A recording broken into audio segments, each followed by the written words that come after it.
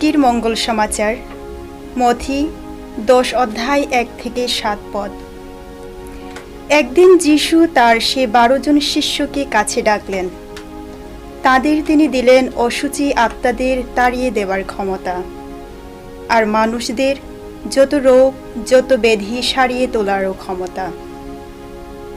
সে 12 জন প্রেরিত দূতদের নাম এই: প্রথম, সিমন, যাকে পিতরও বলা হয়, আর তার ভাই আন্দ্রিয়, জেবেদের ছেলে যাকব, আর যাকবের ভাই যোহন, ফিলিপ, বার্থোলোমিও, টমাস, করগ্রাহক মথি, আলফের ছেলে যাকব, থাদ্দেয়, উগ্রধর্মা সিমন, আর সে যুদা ইস্কারিয়ত, যিনি পরে যিশুকে শত্রুর হাতে তুলে দিয়েছিলেন।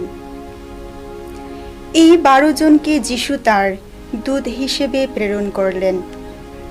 তাদের তিনি এই নির্দেশ দিলেন: তোমরা এখন বিজাতীয়দের কোনো এলাকার দিকে যেও না, সামারীয়দের কোনো শহরেও প্রবেশ করো না, বরং ইসরায়েল বংশের হারানো মেষগুলির কাছেই তোমরা যাও। পথে যেতে যেতে তোমরা এই বাণী সকলকে শোনাও যে স্বর্গরাজ্য এখন কাছেই এসে গেছে। প্রভুর মঙ্গল সমাচার।